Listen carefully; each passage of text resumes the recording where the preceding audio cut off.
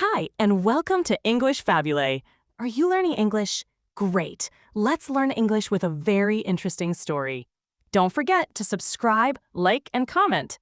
Let's get started. On October 22, 2025, a very important meeting happened at the White House in Washington, D.C. President Donald Trump, the leader of the United States, welcomed Mark Rutte, who is the head of NATO.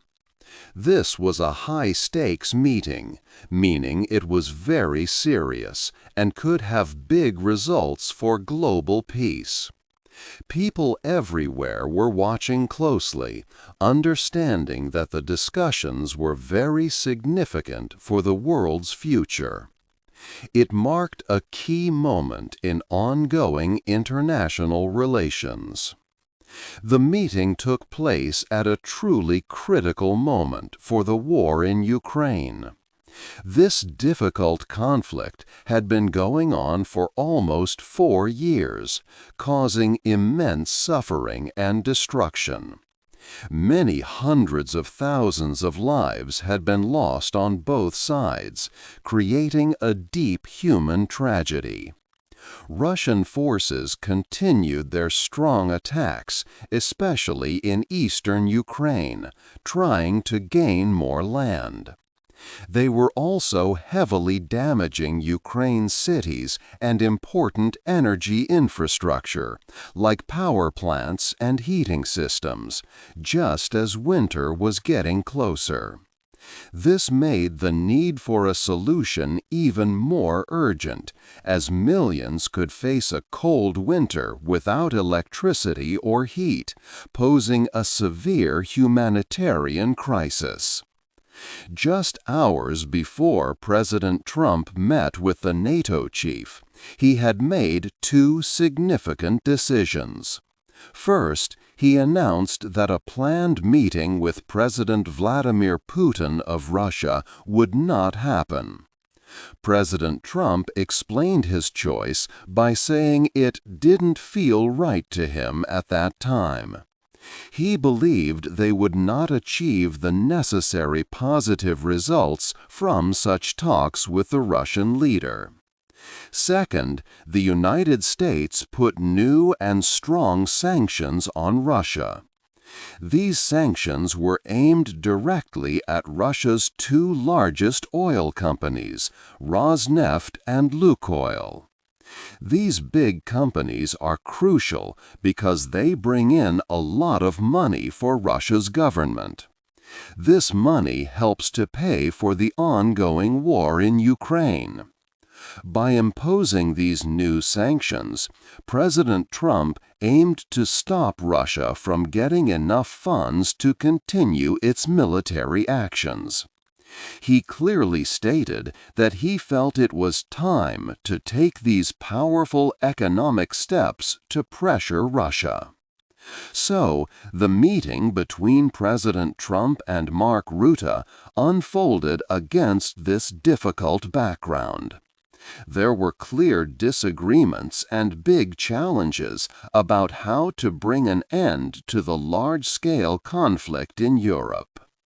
The talks at the White House highlighted the complex and risky nature of President Trump's efforts to find a way to peace in a war that has had huge impacts on world security. This introduction sets the stage for understanding the important discussions that followed. 2. A day of big news. A very important day began with big news from the White House. President Donald Trump's planned talks with President Putin were canceled. These talks were meant to happen in Budapest, Hungary. White House officials said there were no plans for President Trump to meet with President Putin in the near future. They explained that this was because the 2 countries had basic disagreements about how to end the ongoing war in Ukraine. Before the cancellation, top U.S. and Russian officials had spoken on the phone. They had what the White House called a productive call. However, they decided that an in-person meeting between the presidents was not needed at that time. Russia's foreign minister had made it clear that Russia would not agree to a quick stop to the fighting along the current battle lines. Russia's position had not changed from an earlier meeting in August 2025. President Donald Trump himself explained his reasons for stopping the meeting. He told reporters, "It just didn't feel right to me." He felt that a meeting at that moment would not lead to the necessary outcome. He added that they would have talks in the future. Later that same day, the U.S. government made another big announcement. The Treasury Department put new, strong sanctions on Russia. These sanctions targeted Russia's two largest oil companies, Rosneft and Lukoil. More than 30 smaller companies linked to them were also included. Treasury Secretary Scott Bessent stated that these companies help fund Russia's war machine. The sanctions were put in place because President Putin continued to refuse to end the war. These new rules were serious. They meant that other foreign banks and companies that continued to do business with Rosneft and Lukoil could also face problems from the U.S. After the news, oil prices around the world went up by a significant amount. This showed how important Russia's oil is to the global market. President Donald Trump defended the timing of the sanctions, telling reporters, "I just felt it was time. We've waited a long time." This was a new step for President Trump, as he had mostly avoided putting such big sanctions on Russia before. 3. The big meeting. President Donald Trump met with NATO Secretary General Mark Rutte in the Oval Office. The meeting was very friendly. This was a clear change from President Trump's earlier talk with Ukraine's President Zelensky, which had been difficult. President Trump spoke highly of Rutte. He called Rutte a good friend and praised him as a respected leader of NATO. President Trump said they had become friends through many challenges. Rutte also showed great respect for President Trump. He thanked President Trump for his work on a peace agreement in the Middle East. Then, Rutte said that the next important goal should be peace between Ukraine and Russia. He stated that NATO wanted to help with this. Rutte especially thanked President Trump for his efforts to increase defense spending among NATO countries. He noted that NATO members had agreed to raise their defense spending goal to 5% of their country's income. This was a big achievement, much higher than the old 2% target. Rutte highlighted that European nations and Canada were working together strongly. He mentioned how countries like Australia, New Zealand, and Japan also played a part. Rutte also spoke about how European allies and Canada were now paying for weapons that the United States provided to Ukraine. President Trump liked this, seeing it as a good example of countries sharing the responsibility. The meeting showed a strong partnership between the two leaders, different from some of President Trump's past talks with other allies. They both looked forward to working together on difficult global issues, especially regarding Ukraine. 4. A powerful weapon. Ukraine strongly asked for special long-range missiles called Tomahawks. These missiles are known for being very powerful and precise.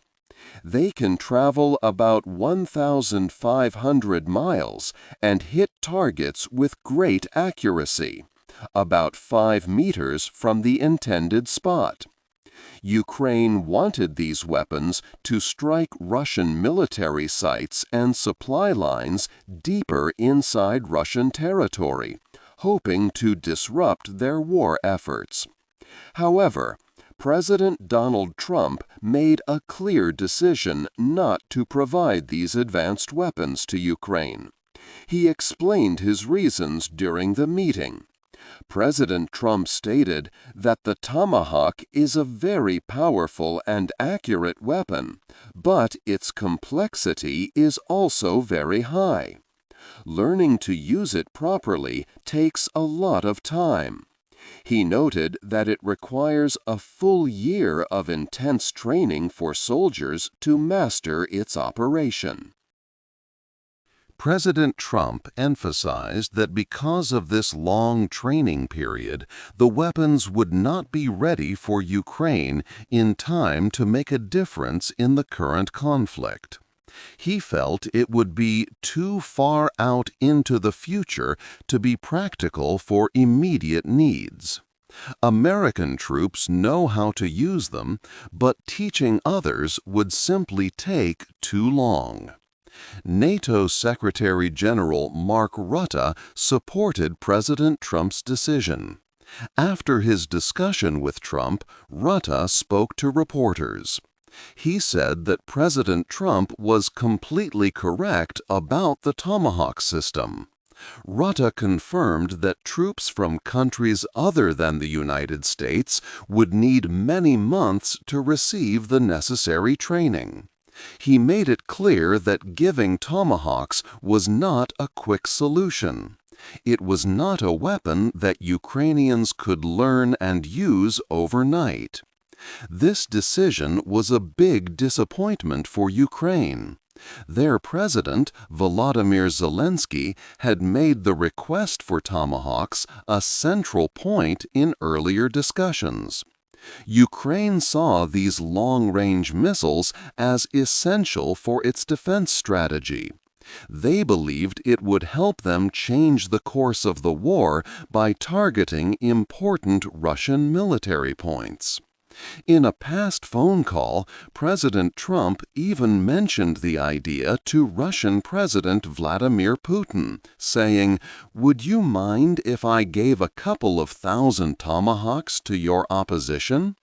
President Trump shared that Putin really didn't like the idea at all. This showed the importance and power of the weapon in the eyes of all leaders involved. Despite Ukraine's need, the practical difficulties and the long training time meant the powerful Tomahawk missile would not be supplied. 5. A new NATO. President Donald Trump's view of NATO changed over time. In the past, he called the alliance obsolete and said he might take the U.S. out of it. He wanted other countries to spend more money on their own defense. His statements about Article 5 of NATO, which promises that members will defend each other, made some allies worried. However, his meeting with Mark Rutte, the NATO Secretary General, showed a big change. Their talk was friendly. At a NATO meeting in The Hague in June 2025, all members agreed to a new goal for defense spending. They would increase their spending to 5% of their country's money, GDP, by 2035. This was more than double the old goal of 2%. Before, not many countries met the 2% goal. But by the end of 2024, 23 out of 32 members did. All members are expected to meet it by the end of 2025. Mark Rutte thanked President Trump for helping to make this happen. This big promise to spend more money showed a real change in how European countries thought about their safety.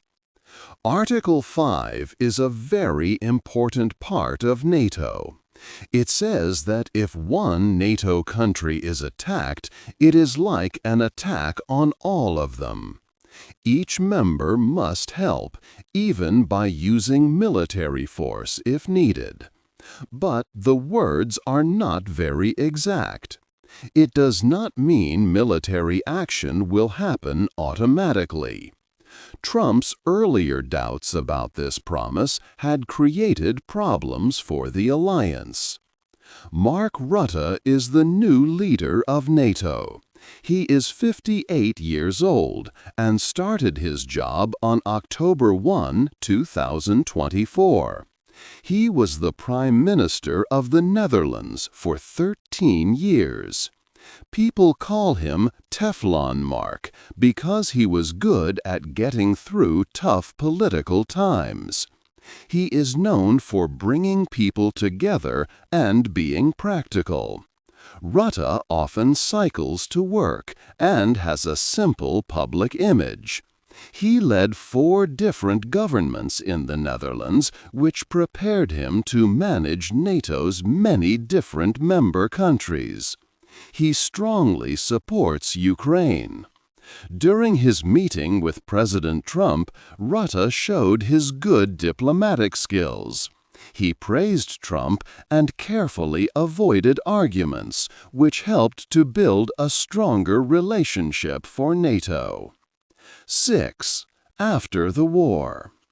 After the fighting, a big question remained. How could Ukraine stay safe in the future? Many people talked about giving Ukraine special promises, like the ones NATO countries have. This means if Ukraine was attacked again, other countries would help defend it. Some leaders, like Italian Prime Minister Giorgia Meloni, suggested a defense plan similar to NATO's Article 5.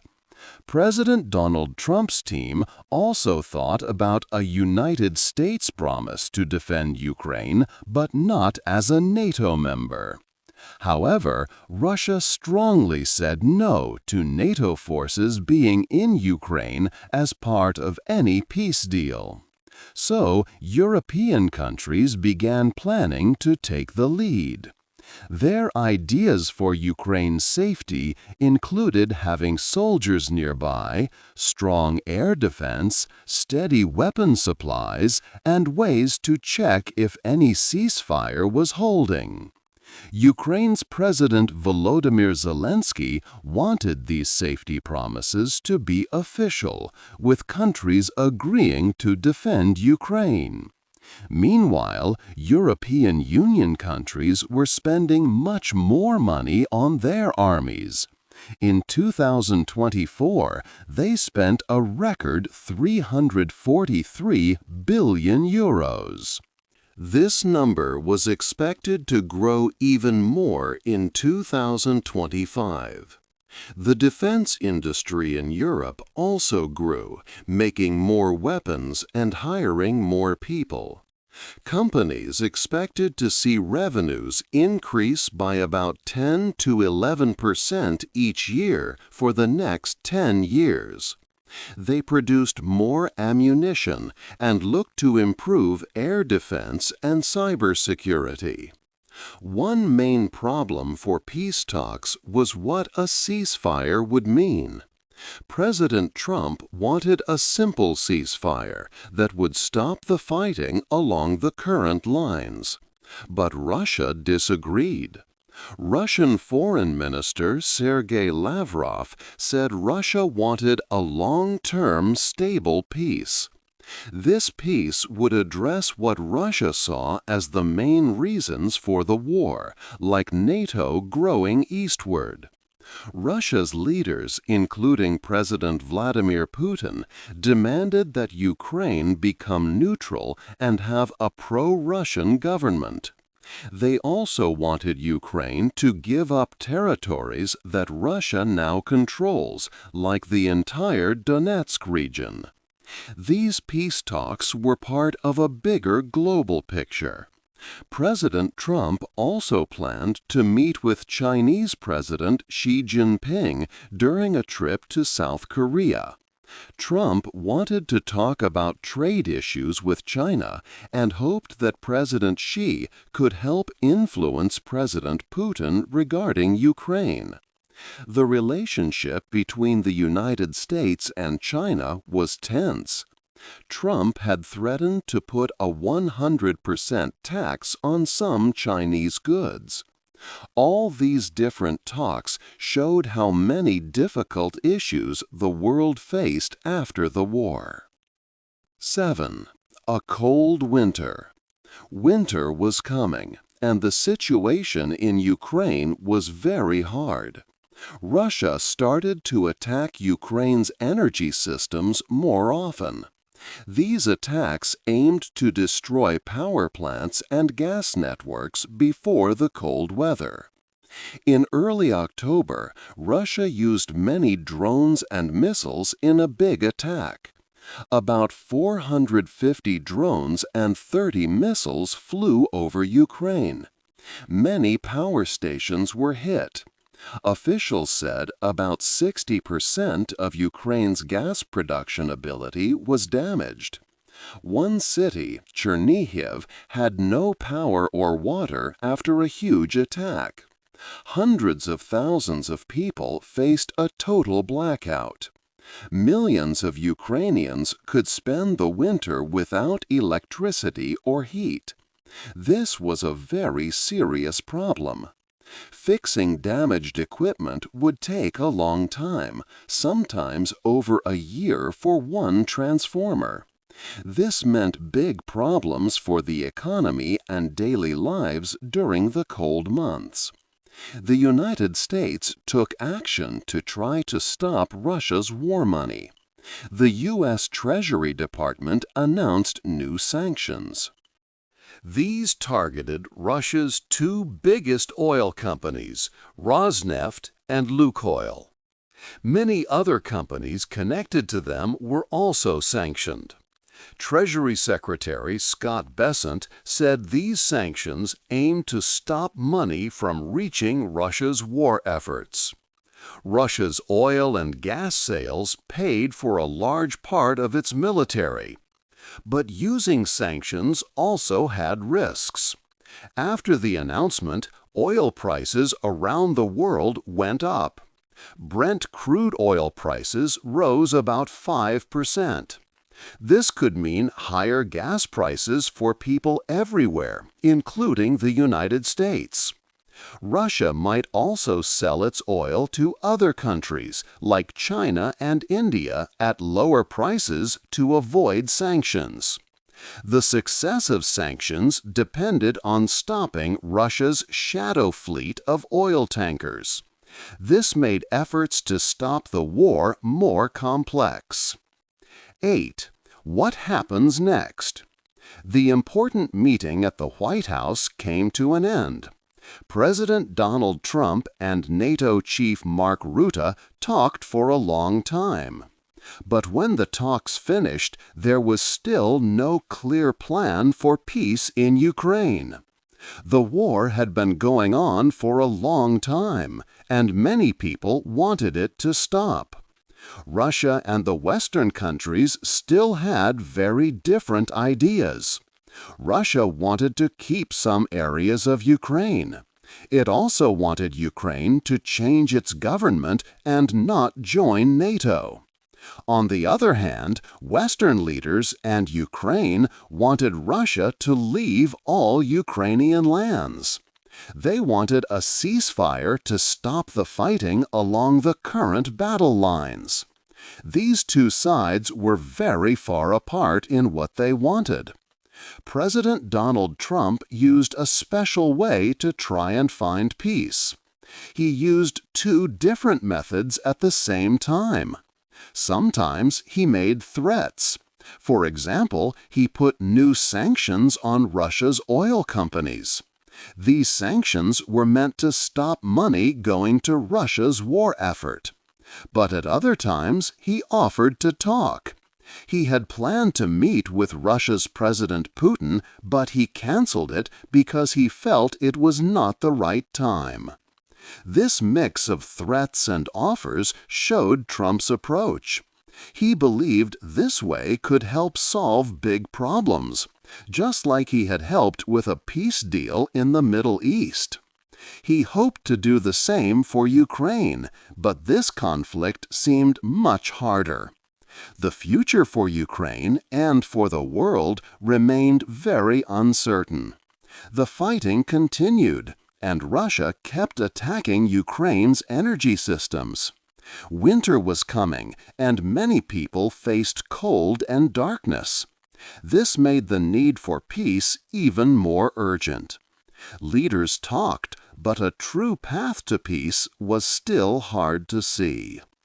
Everyone wondered what would happen in the coming weeks and months. What do you think will happen next in the war between Russia and Ukraine? Hey there! Just a second before you go. If you learned something new today, please give this video a like, write your thoughts in the comments, and subscribe to the channel.